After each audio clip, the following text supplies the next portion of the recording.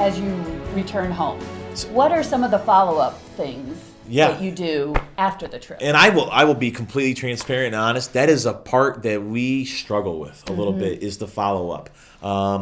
We brainstorm. We try new things every year.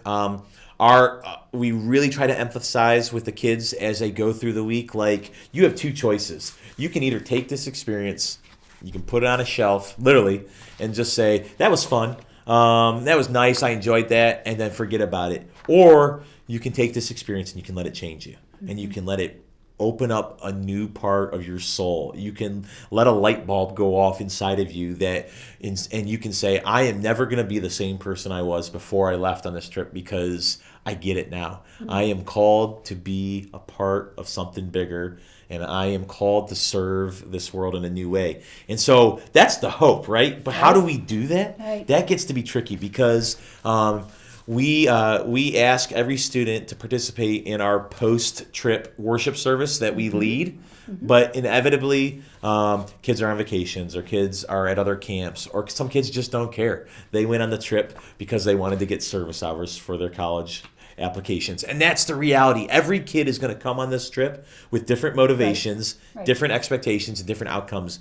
And you cannot let the kid who point blank tells you to your face, like, I'm only here because this is going to look good on my college applications. You cannot let them affect you or what your hope is for the trip, because if you do, it'll drive you nuts, and you won't have a good experience. You won't be able to lead the experience in the way that you need to, and it can really be draining. And you also don't know what impact you'll have on that person who comes into the experience with a limited motivation. Absolutely. Right. And it's always fun, because those are the kids that you find have the most dramatic change throughout the week.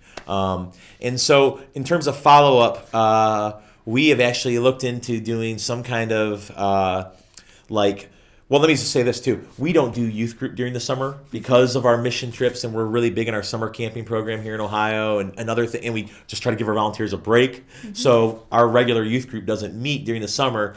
So we've actually talked about, maybe we need to offer a 3 or 4 weeks of youth group after we get back from the trip, and walk through kind of a post-trip reflection type study with the kids, give them an opportunity to get together and kind of decompress and debrief this whole experience in a more intentional, deeper way than we can just really quickly on that last night of the trip or on that last small group session, because there is a lot to unpack a lot of times, and there's a lot that happens, and because of schedules and the way things work out, sometimes we don't do a good job of that. And that's one area that I would really, really emphasize to everyone that is so important, because I don't know that you can really see the true fruit of that trip if you don't unpack it properly and reflect on it. Well, and my sense is that is a